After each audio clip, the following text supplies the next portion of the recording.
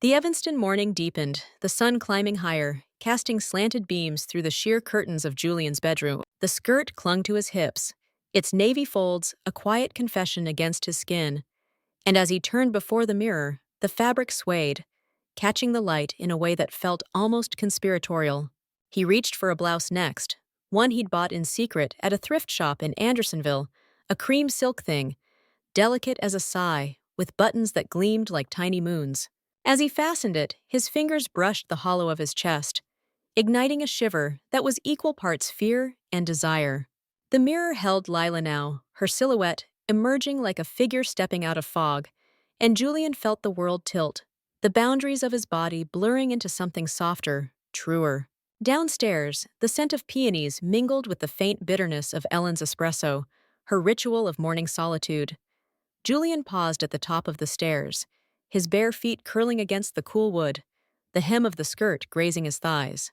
He could hear the clink of a spoon against porcelain, the soft hum of NPR from the kitchen radio, and beneath it all, the weight of last night's confrontation.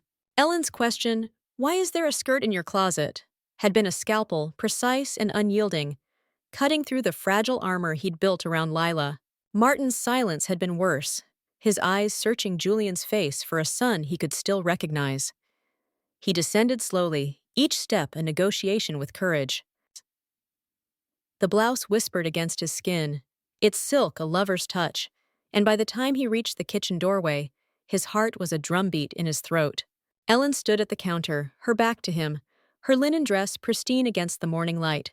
She was slicing an orange, the knife moving with a rhythm that spoke of control. And for a moment, Julian considered retreating, letting Lila dissolve back into the safety of his room. But then she turned, her eyes catching his, and the orange slipped from her hand, rolling across the counter with a dull thud. "Julian," she breathed, but the word faltered, her gaze tracing the lines of the blouse, the skirt, the way his hair fell in loose waves over his shoulders. She stepped closer, her movements tentative, as if approaching a deer in a clearing. "You're her." The word was a caress, laced with wonder, and Julian felt a flush creep up his neck, warming the skin beneath the silk. He wanted to speak, to explain, but his voice felt trapped, caught in the space where Julian ended and Lila began. Elaine reached out, her fingers hovering near his cheek before withdrawing, as if afraid to break the spell. "Sit," she said, her voice regaining its firmness. "Let me look at you." He obeyed, perching on a stool at the island, the skirt fanning out around him. The kitchen was warm, the air heavy with the scent of citrus and coffee, and as Ellen studied him, her eyes softened, a smile tugging at her lips. "Clara was right," she murmured, almost to herself. "You're beautiful." The word landed like a spark, igniting something reckless in Julian. He shifted, crossing his legs, the skirt riding up slightly, and felt a thrill at the way Ellen's gaze followed the movement. "Her name's Lila," he said, his voice low, testing the air. Ellen's eyebrows lifted, a flicker of surprise giving way to something deeper recognition, perhaps, or acceptance. "Lila," she repeated, tasting the name. "It suits you." They sat in silence for a moment, the radio murmuring about a heat wave in Chicago, the world outside pressing against the windows. Julian's fingers traced the edge of the blouse, the silk cool and slick, and he wondered what it would be like to wear it beyond these walls, to let Lila breathe in the open air.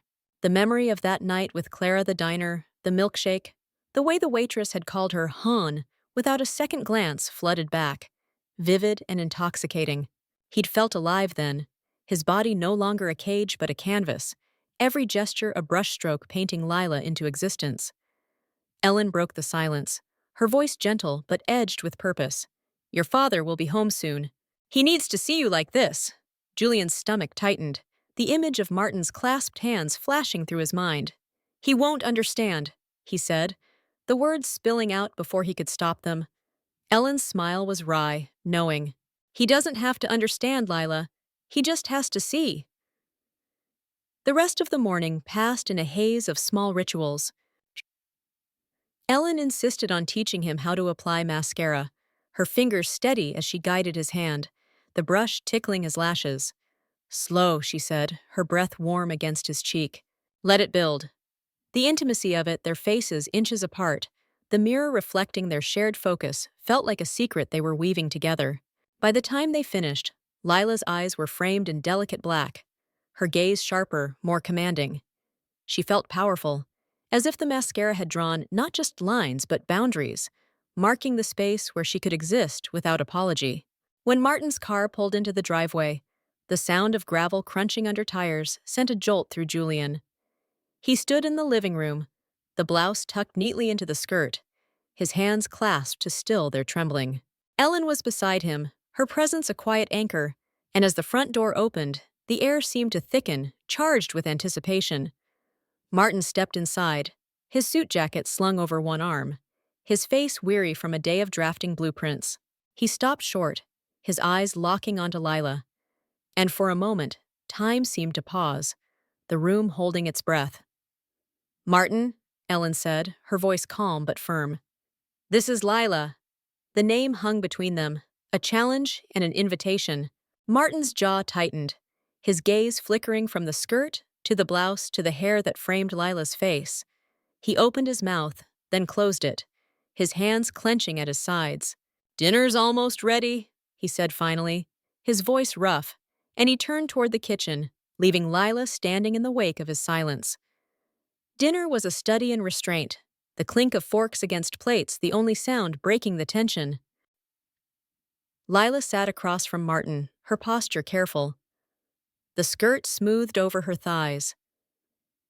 Ellen filled the silence with talk of Clara's wedding plans, her voice bright but strained, as if trying to weave a net to catch them all. Martin ate methodically, his eyes fixed on his plate, but every so often, Lila caught him glancing at her, his expression unreadable. She wanted to reach across the table, to touch his hand, to say, "This is still me." But the words felt too heavy, too raw. After dinner, she retreated to her room, the blouse and skirt discarded for a soft t-shirt and shorts. But Lila lingered in her skin, her presence undeniable. She sat on the bed, her phone buzzing with a text from Clara. "How'd it go?" Lila hesitated, her fingers hovering over the screen. "They saw me," she typed. "Mom's okay, Dad. Not sure." Clara's reply came quickly. "Give him time. He'll come around."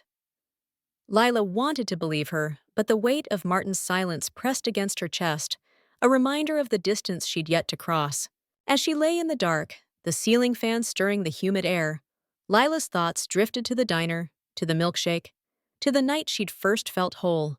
She imagined stepping out again, not as Julian, but as Lila, her heels clicking on city pavement, her hair catching the neon glow of a bar sign. The world was out there, vast and unyielding, but for the first time, she felt ready to meet it not as a secret, but as a truth, radiant and unafraid. The afternoon sun spilled through the lace curtains of Clara's old room, casting filigreed shadows across the hardwood floor.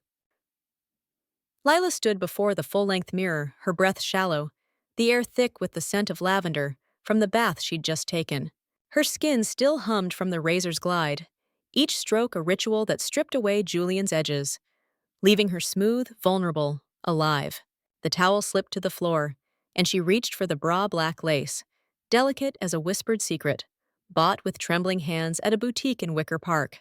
As she fastened it, the wire bit gently into her ribs, a reminder of the body she was claiming. She filled the cups with foam pads, their weight a soft promise against her chest, and felt a shiver ripple through her, desire and defiance entwined. The dress came next, a black sheath she'd found folded in Clara's closet, its fabric cool and slick, clinging to her hips like a lover's hands. She zipped it up, the sound sharp in the quiet room, and stepped into a pair of low heels, their leather kissing her arches. At the vanity, she worked with precision. Foundation to smooth her skin, a flush of coral blush, eyeliner that winged upward like a dare. Her lips, painted a soft rose, parted as she exhaled, the mirror reflecting a face that was both stranger and self-Lila, emerging from the chrysalis of Julian's hesitation.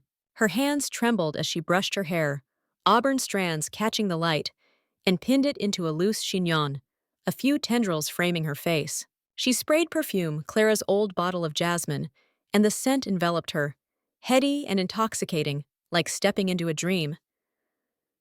The clock on the nightstand read 11:45. Oi, and Lila's heart quickened. Ellen's demand from breakfast. Your best effort, echoed in her mind. Its weight both a challenge and a seduction. She wanted to dazzle them, to make them see her not as a boy in disguise, but as a truth they couldn't deny. Descending the stairs, her heels clicked against the wood, each step a pulse of courage. The kitchen was a haven of light, the windows open to let in the breeze off Lake Michigan, carrying the faint salt of summer. Ellen stood at the counter, her knife slicing through tomatoes with a rhythm that felt like a heartbeat.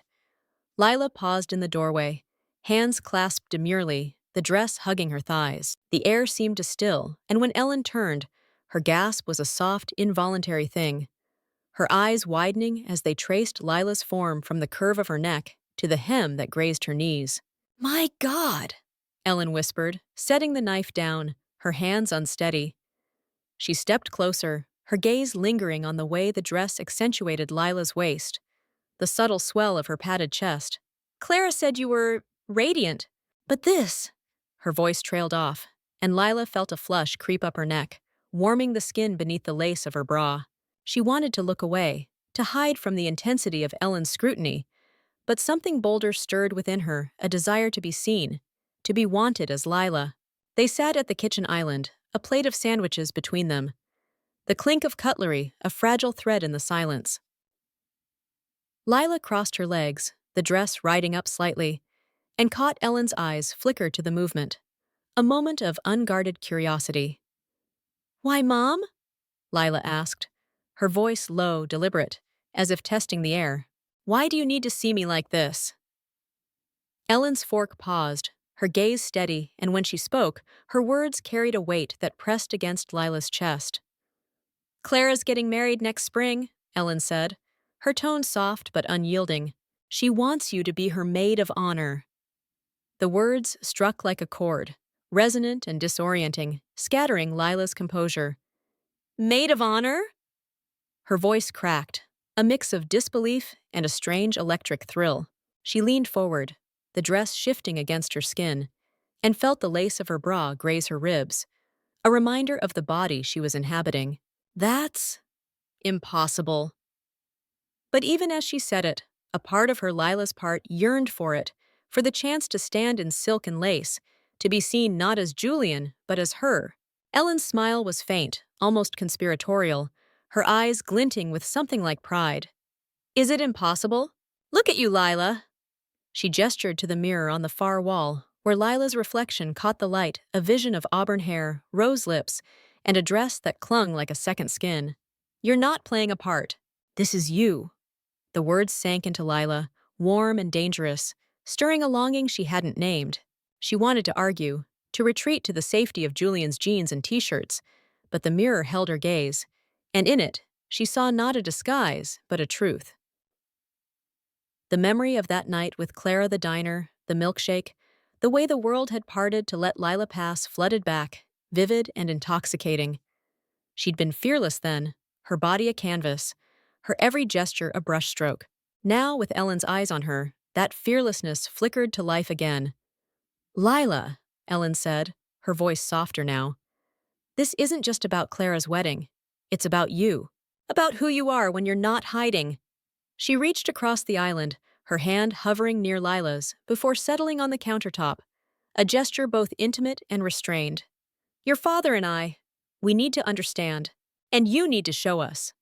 Lila's breath caught, her fingers tracing the hem of the dress, the fabric cool against her thighs.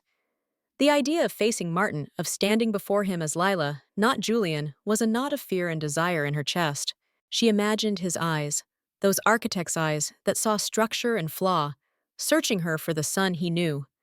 But she also imagined his silence giving way, his hands unclenching, his voice calling her by her name. The clock struck noon, and Ellen stood, brushing crumbs from her hands.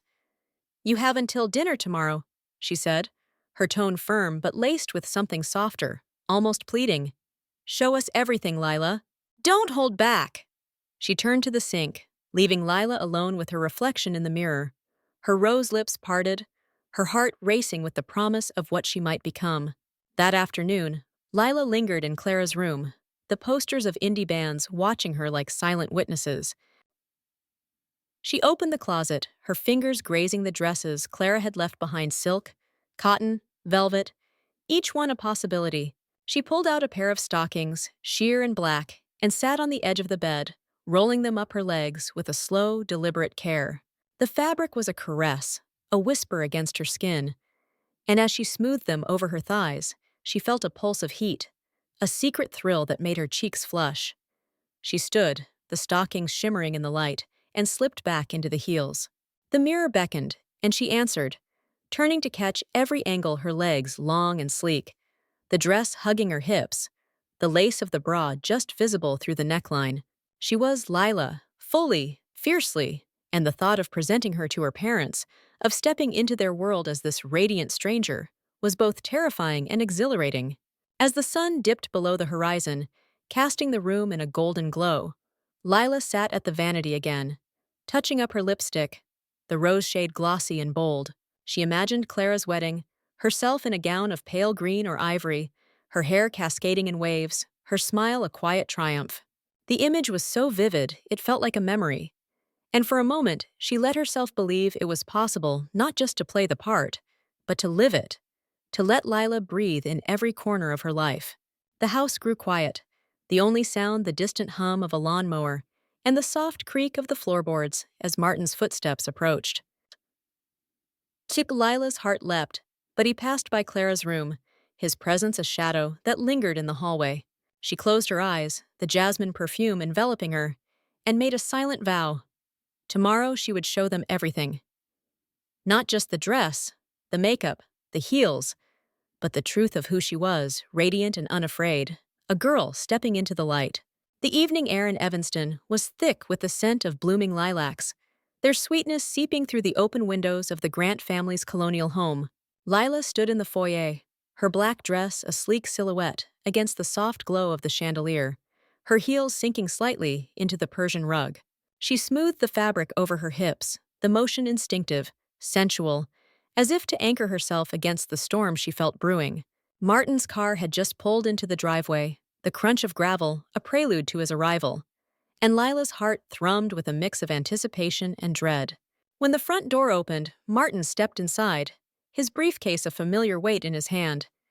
His suit rumpled from a day of meetings in the city. His eyes found Lila immediately, and for a moment he froze, his breath catching as if he'd stumbled upon a stranger in his own home. The dress hugged her curves, the lace of her bra just visible at the neckline, and her auburn hair, still pinned in its chignon, gleamed like polished copper.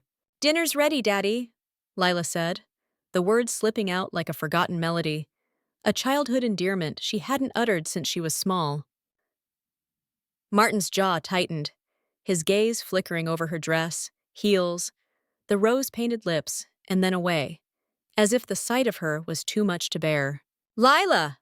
Ellen called from the dining room, her voice a gentle tether, pulling them both back to the moment. Martin said nothing, his silence a wall that Lila felt pressing against her chest. He set his briefcase down, his movements deliberate, and walked past her, the scent of his cologne sandalwood and cedar lingering in the air. Lila followed, her heels clicking on the hardwood, each step a quiet defiance, a refusal to shrink back into Julian's shadow. Dinner was a tableau of restraint, the dining room bathed in the warm light of candles, their flames dancing in the crystal glasses. Lila sat across from Martin, her posture impeccable, the dress shifting against her thighs as she reached for her water. Ellen served roasted chicken with rosemary, the aroma mingling with the tension that hung like a fog. Martin ate methodically, his eyes fixed on his plate, but Lila caught the way his gaze darted to her brief, searching, as if trying to reconcile the girl before him with the son he'd raised. Ellen filled the silence with talk of Clara's wedding, her voice bright but brittle, a thread stretched taut. "Lila," Ellen said, her tone shifting, "you did beautifully today, more than we expected." The compliment was a spark, warming Lila's skin, but Martin's fork paused, his knuckles whitening around the handle. Lila wanted to speak, to bridge the chasm between them, but the weight of his silence held her tongue. She imagined reaching across the table, her fingers brushing his, whispering, I'm still here, Dad. But the words felt too raw, too fragile for the candlelit room. After dinner, Lila retreated to her room, Clara's old room now, its walls a silent witness to her transformation. She slipped out of the dress, hanging it carefully in the closet, and pulled on a nightgown, its silk soft as a whisper against her skin. Lying in bed, the ceiling fan stirring the humid air, she wrestled with the weight of her parents' expectations.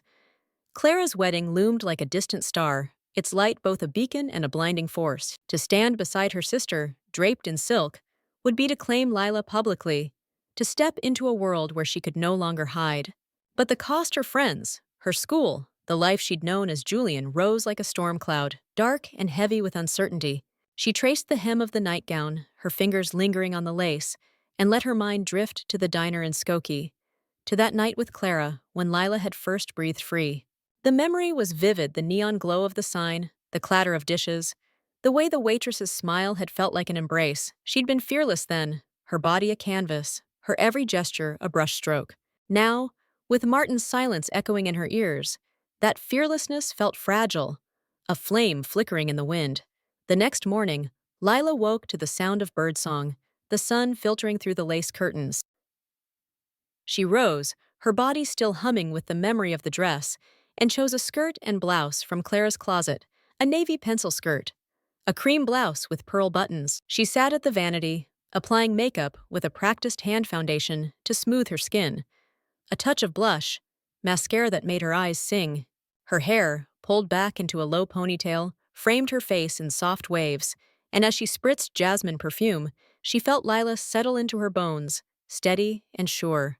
Downstairs, Ellen was waiting in the kitchen, a tailor's tape draped around her neck like a scarf. "We'll need to shop," she said, her tone matter-of-fact but warm, her eyes tracing Lila's outfit with approval. She stepped closer, measuring Lila's waist, her touch clinical yet tender, her fingers brushing the blouse's silk. "You're narrower than I expected," she murmured, a hint of pride in her voice. Lila stood still, her breath shallow, the intimacy of the moment stirring a flush across her chest. "And we've been looking at schools," Ellen continued, looping the tape around Lila's hips. "There's a place in Lake Forest St. Catharines, all girls. They'd take you as Lila." Lila's breath hitched, the words sparking a thrill that warred with fear. An all-girls school? The idea was a plunge into deep water, exhilarating and terrifying, a world where Lila could exist without apology. She imagined walking those halls, her skirt swishing, her laughter mingling with other girls, her body no longer a secret but a truth. But then the practicalities, the locker rooms, the showers gnawed at her, sharp and insistent. "Opus." "What about changing?" she asked, her voice low, her cheeks warming at the thought. "They'd know." Ellen's smile was enigmatic, her eyes glinting with a quiet confidence. "We've spoken to the headmistress. They're aware of your situation. They've handled it before." She stepped back, rolling the tape into a neat coil, and Lila felt a rush of possibility. Like the first breath after diving underwater, St. Catherine's was a door, one she could step through as Lila, leaving Julian behind. But Martin's silence from the night before lingered, a shadow that tempered her excitement. "Lila," Ellen said, her voice softening, "this is your choice. But know that we see you, your father, and I, even if he can't say it yet." She reached out, her hand brushing Lila's arm, the touch fleeting but electric, a promise of support that made Lila's throat tighten. She nodded, unable to speak, and as Ellen turned to pour coffee, Lila glanced at the mirror on the kitchen wall. Her reflection was sharp, vivid navy skirt, cream blouse, eyes framed in mascara, lips a soft rose. She was Lila, and for the first time, she felt the weight of that name not as a burden, but as a gift. The day stretched before her, a canvas of possibility. She imagined the shops in Chicago's Gold Coast, the racks of dresses waiting to be tried, their fabrics whispering against her skin. She pictured St. Catherine's, its ivy-covered walls, the laughter of girls who might become friends, allies, confidants.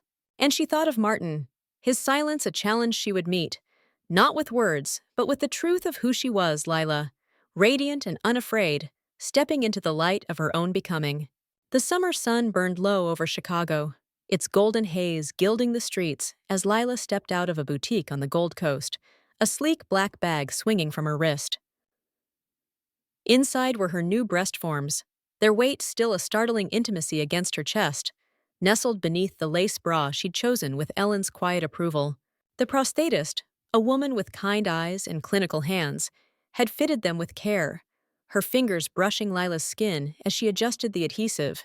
"They move with you," she'd said, her voice low, and Lila had felt a flush creep up her neck, the sensation of the forms warm, soft, alive, igniting a pulse of desire she hadn't expected. Back at home, Lila stood before the mirror in Clara's old room. The bra's lace, a delicate cage around her new silhouette. She practiced fastening it, her fingers learning the flick of the wrist that made the clasp sing, each snap a small victory. The forms shifted as she moved, their weight a constant whisper against her ribs, and she let her hips sway, testing the rhythm of her body in a pair of low heels. The mirror reflected a girl in transition Lila, her auburn hair catching the light, her eyes sharp with mascara, her lips a soft coral that begged to be kissed. She ran her hands down her sides, the cotton of her skirt clinging to her thighs, and felt a shiver of possibility, as if her body were a canvas she was painting stroke by stroke. Ellen guided her through the city's department stores, her discernment bordering on reverence as they selected panties, silk, and cotton, in shades of ivory and blush slips that slid over Lila's skin like a lover's touch, and dresses that hugged her, curves with quiet insistence. At Nordstrom, Lila tried on a navy sheath, its neckline dipping just low enough to hint at the lace beneath. Ellen watched from the fitting room's velvet chair, her eyes glinting with pride. "You wear it like it's yours," she said, and Lila's cheeks warmed, her reflection in the three-way mirror a vision of elegance and audacity.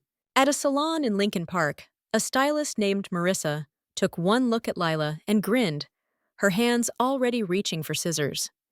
"We'll make you glow," she promised, her voice a sultry drawl. She reshaped Lila's hair, weaving in auburn highlights that caught the light like embers, and added a soft perm that framed her face in gentle waves. A halo of curls that felt both angelic and defiant. Marissa's fingers lingered as she worked, brushing Lila's neck, her touch a spark that made Lila's breath catch. "You're a natural," Marissa whispered, her breath warm against Lila's ear.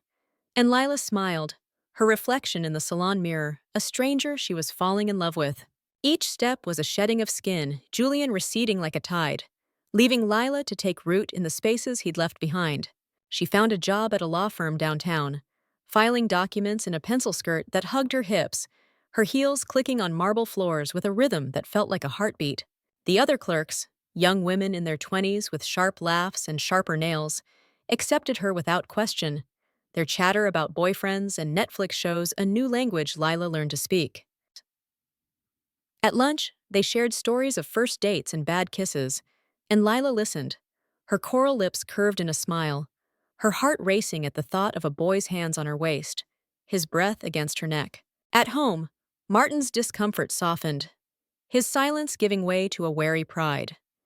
He called her Lila now, the name settling into the house like a new piece of furniture, its edges still unfamiliar but no longer jarring. One evening, as they sat in the living room, the TV murmuring about a Cubs game, he looked at her, really looked, and said, "You're doing all right, kid." The words were gruff, but his eyes were soft, and Lila felt a warmth spread through her, as if his gaze had finally caught up with her truth. In August, Lila packed a small bag and climbed into her red hatchback, the engine humming as she set out for New York to visit Clara. The drive along I-90 was a blur of cornfields and billboards, the radio playing soft indie tunes that matched the rhythm of her thoughts. She wore a sundress, its floral print fluttering against her thighs, and let her hair fall loose, the auburn curls catching the wind through the open window. The breast forms shifted as she drove, a constant reminder of her body's new contours, and she smiled, her fingers drumming on the steering wheel, her heart light with the freedom of being Lila. Clara's apartment in Brooklyn was a chaos of books and wedding magazines, the air thick with the scent of coffee and Ethan's cologne. Ethan, Clara's fiancé, was a quiet presence, his glasses slipping down his nose as he read in the corner. When Clara opened the door, her sandwich fell to the floor, her eyes wide with recognition. "Lila!" she gasped, her voice thick with awe. She stepped forward, her hands reaching for Lila's, and pulled her into a hug, her laughter a bright, trembling thing. God, you're stunning!" They spent the day talking, sprawled on Clara's thrift store couch, the windows open to the hum of Brooklyn's streets. Clara's questions tumbled out about St. Catherine's, the law firm, the surgery Lila was considering to make her body fully hers. "You're really doing this," Clara said, her eyes searching Lila's face, her voice a mix of wonder and pride. You!" Lila nodded, her fingers tracing the hem of her sundress, the fabric soft against her skin. "I think I always was," she said, her voice low, and Clara's smile was a mirror, reflecting Lila's truth back to her. They drove through the city that evening, Lila's hatchback weaving through traffic, the skyline a glittering promise against the dusk. At a diner in Williamsburg, they shared a plate of fries, Clara's laughter echoing as Lila recounted Marissa's flirtatious banter at the salon. "She totally had a crush on you," Clara teased, and Lila's cheeks flushed, her mind drifting to the stylist's touch, the way it had stirred something reckless in her. She wondered what it would be like to lean into that desire, to let a woman's hands explore her body, to discover the contours of her own longing. Back at the apartment, Ethan had gone to bed, leaving the sisters alone in the soft glow of fairy lights. Clara poured them wine, the glasses clinking as they toasted to the wedding, to Lila's courage, to the future they couldn't yet see. "You're going to steal the show as my maid of honor," Clara said, her eyes glinting with mischief. Lila laughed, the wine warm in her throat, and leaned back against the couch, her sundress riding up slightly, the air cool against her thighs. "I'll try not to," she said, but the thought of standing beside Clara, draped in silk, her body fully Lila's, sent a thrill through her, sharp and intoxicating. As she drove back to Evanston the next day, the road stretching out like a ribbon, Lila felt the weight of her transformation settle into her bones. She was no longer Julian, no longer a boy playing at girlhood. She was Lila, her body a canvas, her heart a flame that burned brighter with each step. The city loomed ahead, its skyscrapers a promise of possibility. And Lila smiled, her fingers tightening on the wheel, ready to claim the life that was hers, radiant, unafraid, and wholly her own. The September air was crisp as Lila stepped onto the grounds of St. Catherine's, the limestone buildings draped in ivy that shimmered in the morning light. Her navy blazer, part of the school's uniform, hugged her shoulders, the pleated skirt swaying against her thighs as she walked, her heels clicking on the cobblestone path. The campus buzzed with the laughter of girls, their voices a bright tapestry woven with anticipation and nerves. Lila's heart was a knot, tight with both fear and exhilaration, as she clutched her leather satchel, its weight a grounding force. She was here as Lila, fully, irrevocably. And the thought sent a shiver through her, as if her body were waking to a new rhythm. In the headmistress's office, Dr. R. Evelyn Harper greeted her with a smile that held both warmth and steel. Her silver hair was swept into a chignon, her eyes sharp behind wire-rimmed glasses. "Welcome, Lila," she said, her voice low, resonant. "We have others like you here. You're not alone." The words landed like a soft touch, easing the knot in Lila's chest. She nodded, her lips parting, but no words came, only a quiet gratitude that pulsed beneath her skin. Jamaz. Harper's gaze lingered, assessing, and Lila felt seen, not as a secret, but as a truth. Her navy blazer and auburn curls, a declaration of who she was, St. Catherine's was a crucible, its demands relentless, shaping Lila's days into a rhythm of study and discipline. Her gym teacher, Ms. Callahan, was a former Olympian with a voice like gravel and a presence that commanded the room. She stood before the class, her athletic frame outlined in a tracksuit, and set Lila's weight target at 120 pounds, adjusting for her male bone structure. "You'll work for it," she said, her eyes kind but unyielding, a challenge that sparked a fire in Lila's core. She jogged laps around the track, her skirt fluttering, her breath sharp in the autumn air.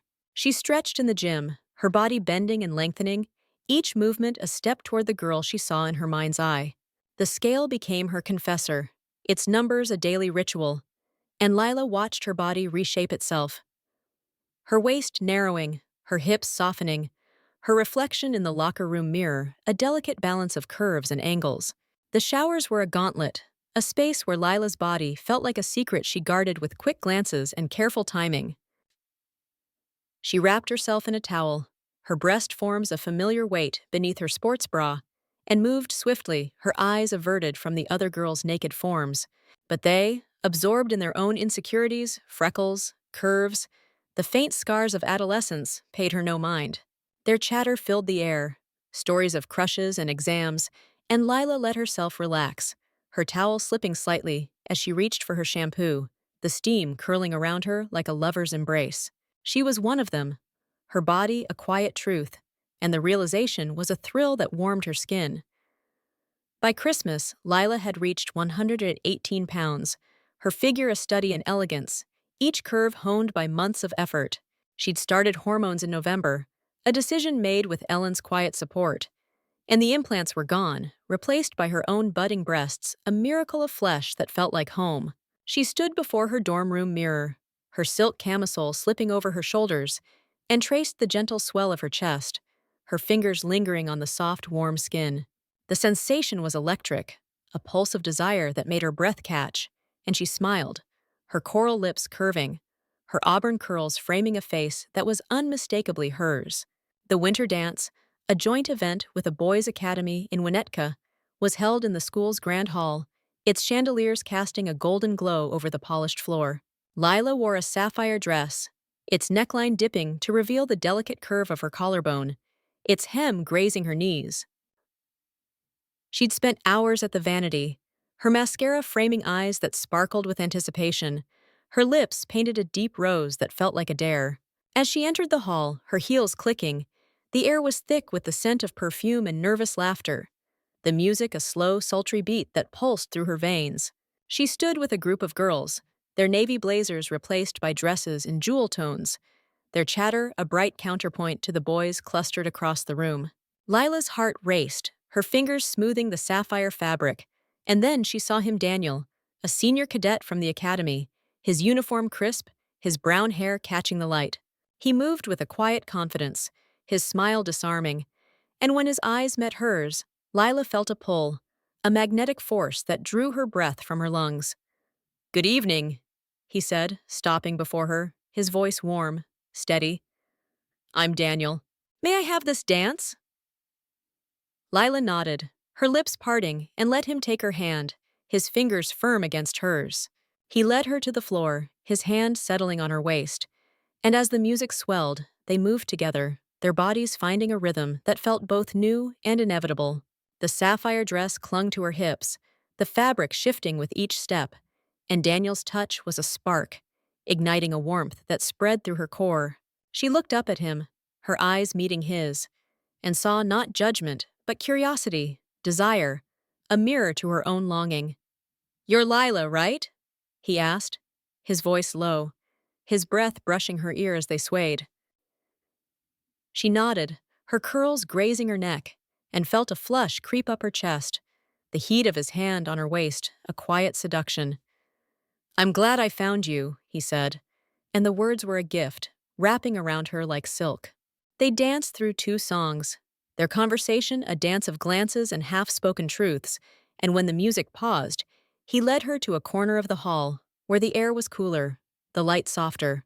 He offered her a glass of punch, his fingers brushing hers as she took it, and Lila felt the pull of desire not as Julian, but as herself, fully, fiercely Lila. "Can I see you again?" he asked, his eyes searching hers, and she smiled, her rose lips curving, her heart a wild beating thing. "I'd like that," she said, her voice a whisper.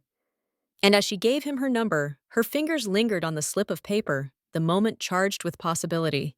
The dance ended too soon, the hall emptying as girls and boys drifted back to their separate worlds. Lila stood outside, the December air sharp against her skin, her sapphire dress a vivid contrast to the snow-dusted ground. Daniel lingered, his uniform jacket unbuttoned, his smile a promise. "I'll call you," he said, and leaned closer, his breath warm against her cheek. For a moment she thought he might kiss her, and her body ached for it, her lips parting, her heart racing. But he stepped back, his eyes holding hers, and she felt the weight of that almost kiss, a spark that would burn until they met again. As she drove back to her dorm, the radio playing a soft jazz tune, Lila's fingers traced the edge of her dress, the fabric still warm from Daniel's touch. She was no longer a girl in transition, but a woman stepping across a threshold, her body and heart aligned, her future a canvas waiting for her brush, saying, Catherine's loomed ahead, its limestone walls a sanctuary and a challenge, and Lila smiled, her reflection in the rearview mirror radiant, unafraid, ready to claim the life that was hers. The April air in Door County, Wisconsin, was sharp with the promise of spring, carrying the scent of budding vines and damp earth across the vineyard where Clara's wedding unfolded. Lila stood beneath a canopy of white roses, her mint green dress a whisper of silk against her skin, its sweetheart neckline framing the delicate curve of her collarbone. Her auburn hair cascaded in loose waves, catching the sunlight like embers, and as she adjusted the lace sleeves, her fingers trembled with a mix of nerves and pride. She was Clara's maid of honor, a role that felt both monumental and fragile, a public claiming of Lila that pulsed through her veins like a second heartbeat. Daniel stood beside her, resplendent in his cadet uniform, the navy fabric tailored to his frame, his brass buttons glinting in the late afternoon light. His presence was a quiet anchor, his hand brushing hers as they took their places, a touch that sent a shiver through her core. His brown eyes, warm and steady, met hers, and Lila felt a flush creep up her neck, her coral lips parting in a smile she couldn't contain. They had been dancing around each other since the winter dance, their phone calls and stolen moments weaving a thread of intimacy that tightened with every glance. As Clara walked down the aisle, radiant in a gown of white satin and Irish lace, the vineyard seemed to hold its breath. Her veil trailed behind her, a gossamer cloud, and Ethan, her fiancé, stood at the altar, his glasses catching the light, his smile soft with awe. Lila watched, her heart a tangle of emotions, joy for her sister, pride in her own place beside her, and a pang of envy, not for the gown, but for the certainty of Clara's place in the world. Clara moved with an ease Lila longed for, her identity unquestioned, her future a clear path stretching toward the horizon. Lila's path, though vibrant, was still a mosaic of choices, each one a step into the unknown. The ceremony was a blur of vows and music, the officiant's voice mingling with the rustle of leaves in the breeze. Lila stood tall, her mint green dress swaying as she handed Clara the ring, her fingers steady despite the weight of eyes upon her family, friends, strangers who knew her only as Lila. Martin was in the front row, his suit impeccable, his gaze softer now, a quiet pride replacing the discomfort of months past. Ellen, beside him, dabbed her eyes, her smile a beacon that warmed Lila's chest. They saw her, truly saw her, and the realization was a spark that burned away the last traces of doubt. At the reception, held in a barn adorned with fairy lights, the air was thick with the scent of wine and wildflowers. Lila moved through the crowd, her heels sinking into the grass, her dress clinging to her thighs as she laughed with cousins and dodged questions from aunts. Daniel was never far, his uniform a striking contrast to the pastel dresses around him, his hand finding hers in quiet moments. They danced to a slow jazz tune, his arm around her waist, her body pressed close enough to feel the warmth of his breath against her ear. "You're stealing the show," he whispered, his voice low, teasing, and Lila laughed, her curls grazing his cheek, her heart racing with the thrill of his nearness. Later, they slipped away to a quiet corner of the vineyard, where the vines stretched into the dusk, their leaves a dark silhouette against the fading sky. They sat on a wooden bench, the air cool against Lila's skin, her dress riding up slightly as she crossed her legs. Daniel's eyes followed the movement, a flicker of desire in his gaze, and Lila felt a pulse of heat, a yearning she hadn't fully named. "You look incredible," he said, his voice rough, and she leaned closer, her fingers brushing his sleeve, the fabric crisp beneath her touch. Their conversation was a dance of glances and half-spoken truths, the space between them charged with possibility. "I've been thinking about you," Daniel admitted, his hand resting on hers, his thumb tracing slow circles that sent shivers up her arm. Lila's breath caught, her coral lips parting, and she felt the pull of desire, not just for his touch, but for the intimacy of being wanted as Lila. Fully, fiercely herself. "I've been thinking about you, too," she whispered, her voice a soft confession, and his smile was a spark, igniting something primal within her. When the reception grew loud with toasts and laughter, they stole away to Daniel's car, parked by the lake that bordered the vineyard. The water was a mirror, reflecting the first stars, and the air was heavy with the scent of pine and possibility. Inside the car, the world narrowed to the space between them, the leather seats cool against Lila's thighs. Daniel turned to her, his eyes dark with intent, and leaned closer, his hand finding her waist, his fingers tracing the silk of her dress. "Lila," he murmured, her name a caress, and she felt her body respond, a heat that pooled in her core, a yearning she hadn't planned to explore. His touch was gentle but sure, igniting a fire that spread through her veins. She let him guide her hand, her breath catching as she crossed a threshold she hadn't anticipated, her fingers trembling against the warmth of his skin. The moment was raw, electric, a collision of desire and discovery, and Lila felt herself surrender to it, her body alive with sensation. His lips found hers, soft at first, then hungry, and she kissed him back, her hands tangling in his hair, her heart a wild, beating thing. The car was a cocoon, the world outside fading, and for those fleeting minutes, Lila was no longer a girl in transition, but a woman claiming her own desire, her body a canvas painted with want. When they parted, breathless, Daniel's eyes held hers, a mix of awe and reverence. "You're everything," he said, his voice rough, and Lila smiled, her lips swollen, her body humming with the afterglow of their intimacy. She smoothed her dress, the silk warm from his touch, and felt a quiet power settle into her bones. She was Lila, radiant and unafraid, and this moment, this crossing, was hers to hold. They returned to the reception, her hand in his, the fairy lights casting a golden glow over the barn. Clara caught her eye across the room, her smile knowing, and Lila felt a flush creep up her chest, her secret written in the curve of her lips. The night ended with Clara and Ethan's departure, their car adorned with tin cans, their laughter echoing as they drove into the night. Lila stood with Daniel, her mint green dress a soft contrast to his uniform, and felt the weight of the day settle into her a triumph, a becoming, a step into the light. Back in Evanston, Lila slipped into the house, her heels clicking on the hardwood as she climbed the stairs. Ellen was waiting in the living room, her eyes sharp with a mother's intuition. She rose, her silk robe rustling, and studied Lila, her gaze lingering on the flush of her cheeks, the slight disarray of her curls. "You're in love," she said, her voice soft, a mix of reprimand and acknowledgement. Lila didn't deny it, her coral lips curving in a smile, her heart still racing with the memory of Daniel's touch.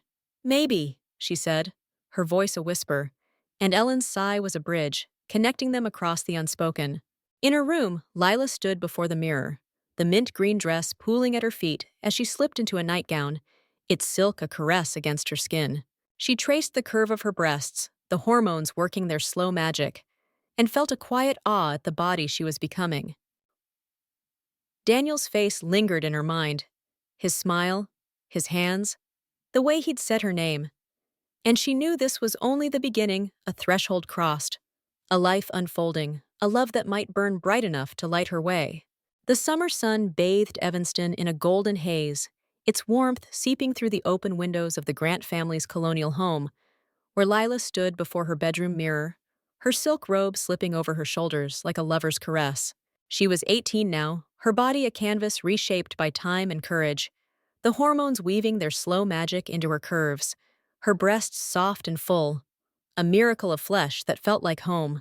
Her auburn hair, grown long, cascaded in waves, catching the light as she brushed it, each stroke a ritual of self-love.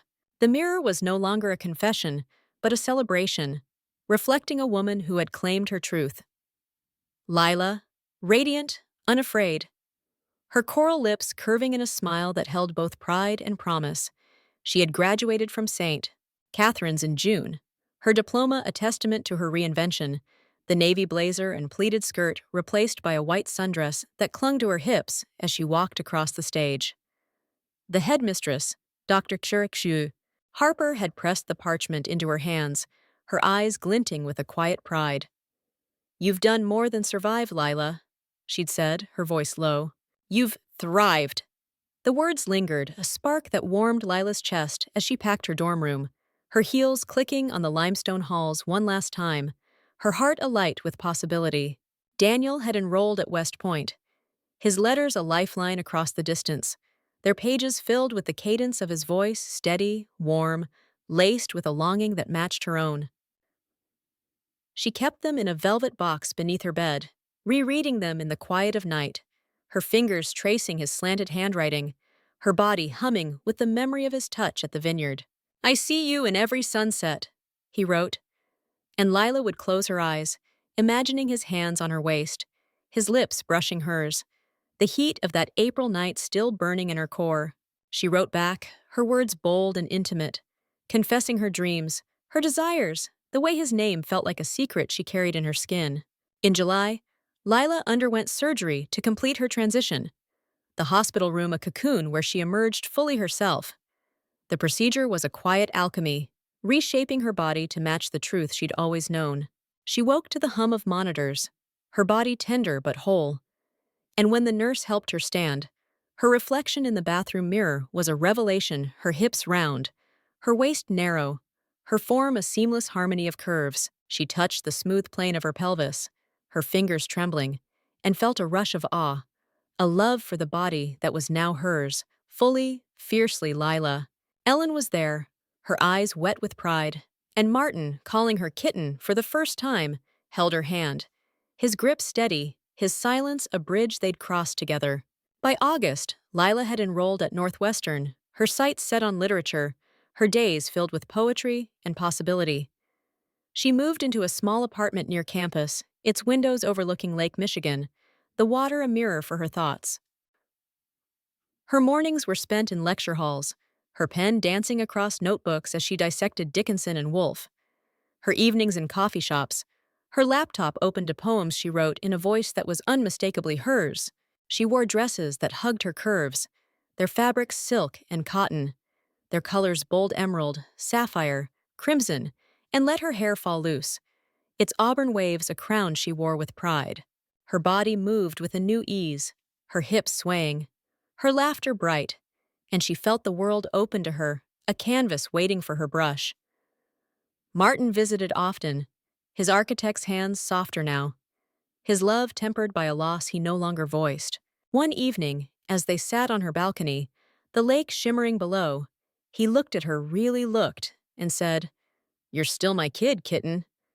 His voice was rough with emotion, his eyes tracing the lines of her face, her crimson dress vivid against the whole dusk. Lila hugged him, her heart full, her cheek pressed to his shoulder, the scent of his cologne, sandalwood, and cedar, a tether to the past.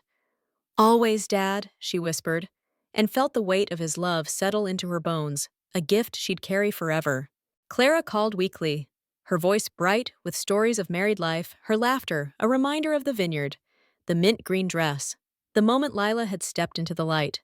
Ellen sent care packages, books, scarves, a bottle of jasmine perfume that made Lila smile, its scent a memory of her first transformation. And Daniel, though miles away, was a constant presence, his letters arriving like heartbeats, each one a promise of a future they might share. "I'm counting the days until I see you," he wrote, and Lila would trace the words, her fingers lingering, her body aching for the warmth of his hands, the press of his lips. One September evening, as the lake breeze stirred the curtains, Lila stood in her apartment, a silk camisole slipping over her shoulders, its lace grazing her breasts. She was meeting a new friend from class, a poet named Sarah with sharp eyes and a laugh that made Lila's pulse quicken. They'd bonded over Plath, their debates spilling into late-night texts, and tonight they were heading to a reading in Wicker Park. Lila chose a black dress, its neckline dipping low, its hem brushing her thighs, and painted her lips a deep rose, the color bold, seductive. She slipped into heels, their leather kissing her arches, and caught her reflection in the mirror, a woman radiant, Her body a harmony of strength and softness, her heart open to the possibilities of love. As she stepped into the night, the city alive with neon and sound, Lila felt the echoes of her journey, Clara's laughter, Ellen's pride, Martin's quiet love, Daniel's letters, Sarah's teasing smile. They were woven into the fabric of who she'd become, a tapestry of moments that had shaped her. The reading was in a dimly lit bar, the air thick with the scent of whiskey and anticipation, and as Sarah leaned close, her hand brushing Lila's, a spark flared, a new desire that made Lila's breath catch. She didn't know where it would lead Sarah, Daniel, or someone yet to come, but she knew she was ready. Her heart a flame that burned bright, her body a truth she wore with pride. The lake stretched beyond the city, its waves a quiet song, and Lila walked toward the bar, her heels clicking on the pavement, her dress swaying with each step. She was no longer a girl in transition, but a woman on the cusp of a new life, her future a horizon she could touch. The mirror had become a celebration, reflecting not just her face, but her soul, Lila, fully herself, carrying the love of those who'd shaped her, ready to paint the world with her own vibrant colors.